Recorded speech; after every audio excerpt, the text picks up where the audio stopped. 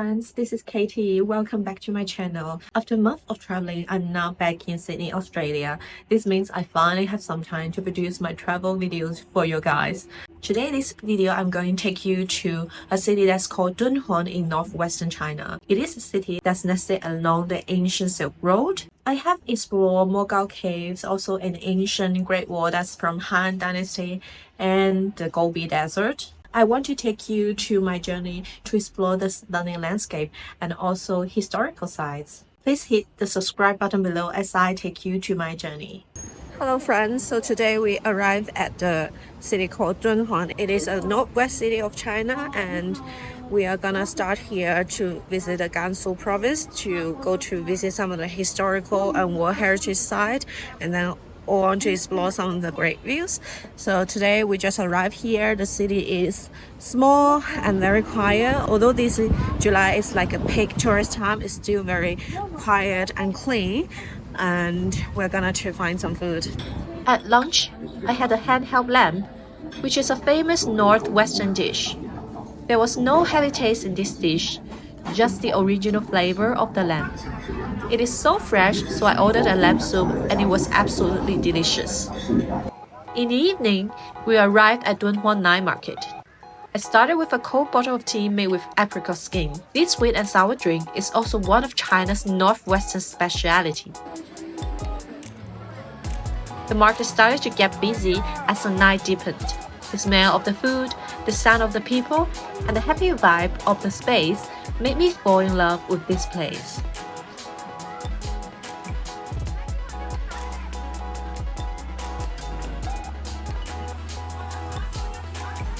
I picked a lamb skewer and a fried lamb entrails from the stores. They were all very delicious. Beyond the food, there was a whole range of unique items to discover at the market, including these cute camel toys and other ethnic decorations.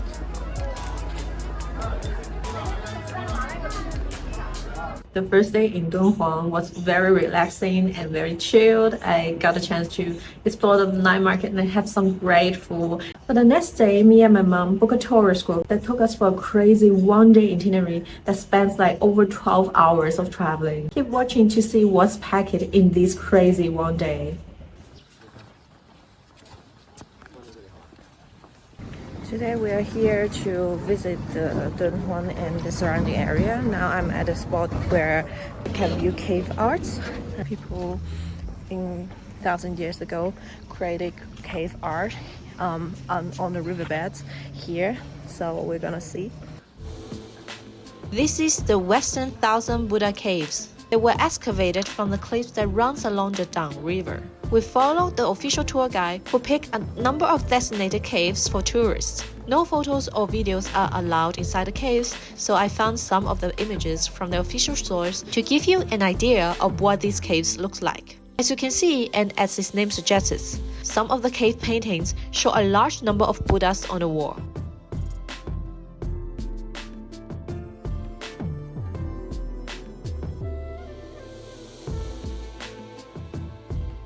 Then we traveled half an hour to Yang Pass, an ancient mountain pass. So this is a beacon that's established like in 101. So that's like a Han Dynasty, which is like almost 2,000 years ago. So as you can see, because the years are so long, it has only left one of the pillars here. This is an old port that used in the Silk Road. The view here is absolutely stunning. Then we spent almost an hour driving to the Yumen Pass in the area. We started by visiting a section of the Great Wall. This is a Great Wall. This is different than the famous Great Wall. So the famous one are built in Ming and Qing Dynasty, which is just 600 years ago. But this one is built in Han Dynasty, which is 1,000 years earlier. So as you can see, it is smaller and shorter because it's so windy here. On all of the sands and water and thousands of years of weather have shrunken into this size. Then we had a look at this relic site called Big Fampan Castle. This part is UNESCO World Geopark. So behind me, there's another site here. It is an old site for the military service to storage food in order to feed the soldiers here who help to defend the Xiongnu that's constantly invade Han Dynasty. So this is another Han Dynasty site. It's again almost 2,000 years. After thousands of years, it really merged into other sites here. If you're not telling me that it is something that people built like almost 3,000 years ago, then I won't be knowing that. I didn't have the physical strength to go to that small relic, but I got this chocolate taste ice cream with its shape, so I think that counts a visit. At this point, you might wonder what about the travel so long in a 30-degree hot day to visit these relics. I think it was due to my like and desire to relive in the history. So from a very young age, we have learned the poetry about these two passes. The poetry line describing the Yam Pass can be translated as, bidding you farewell, I'd like to offer you one more toast. For the west of Yam Pass will come across any old friend. And for the Yunmen Pass, one of the most famous poetry lines is read, the spring breeze doesn't cross Yunmen Pass. When I planned this trip to Dunhuang and go on Chinese tourist apps, and I saw this tourist group having included of these two passes, it immediately gave me the motivation to visit the two passes that I've read about and heard about for so many years. By standing in the exact location of the two passes, I can't help but imagine all the history and all the story that happened like 2,000 years earlier. I have lived in the cities for so long, and in a concrete jungle, the spaces are limited, but the landscape there is so vast. It really opens up your mind and free you from a very close space and then bring you to a very vast and also very calm mindset. When you put yourself in a landscape like that, you will feel very small, and also imagine yourself in a long history of human. You will also feel like all of the problems that they encounter in mind maybe doesn't count that much. I might be just overlook it and then find a way to figure it out. I don't have to stuck in a situation for so long. I thought at that moment, so all of the problem just doesn't matter, and maybe after a few thousand of years, all the things just remains in relics, and what's important, just enjoy the life that I had and also enjoy the moment that I was standing there and absorb of the every emotion and every landscape that came to me. The last spot is Yardang National Geopark. It was located at the edge of Gansu province and very close to Xinjiang. This is called Yardang, and this is a national park that's also listed in UNESCO's Geopark. This is generated by thousands of years of wind and sandy, so you can see that the wind erosion give it a very unique shape. And also originally like thousand or 10,000 years ago, this is like ancient lake here, so the sand is very soft, so it is very easy to be eroded by the wind and the sand here. So you can see this line up here, so you can clearly see how the wind blows. At dawn, there was a sunset DJ party in the heart of the park.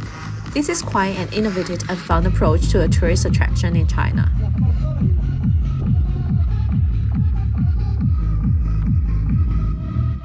The third day in Dunhuang, we finally visited the Mogao Caves. It's considered one of the most important collections of Buddhist arts in the world. So today here I'm at the Mogao Grottos, and it is another UNESCO site, and it is a World Heritage Site. So it is like I think more than 700 caves here in Gansu, Dunhuang City, and it is a cave for painting. Also they have statue of Buddha. Since the cave started to build it since from 1,500 years ago, and then it goes into very recent times. So the cave's painting and statue inside this cave are constantly being renewed and being repainted. So it's like a history book come alive, and it's a great place to visit if you're interested in Buddhist culture and also Asia culture. Again, no videos and photos are allowed, so these are the images from Mogao Grotto's official website to give you an idea of the arts you're going to see. I can pretty much say I built my whole itinerary to Sichuan province and Gansu based on this single-day Mogao Grotto visit. There are two types of tickets for visiting Mogao Grotto. The first ticket allows you to go within small group. You can visit 8 caves.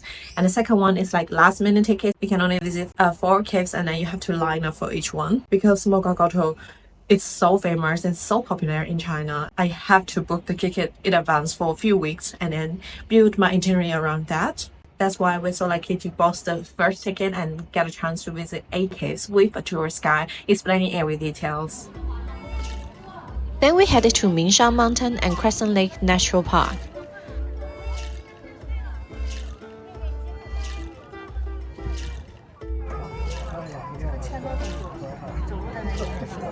Now I'm here at Mingshan Mountain, so it's a desert-formed mountain that near Dunhuang City, and this is also a very famous tourist attraction area. As you can see behind me, there's a lot of people riding camels, so they are going up to the desert up there and to see the view there.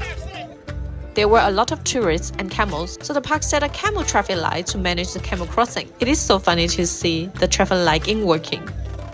I'd also joined the line of people who slowly climb up to the sandy mountain. It was very challenging, but I was rewarded with a great full view of the Crescent Lake down below.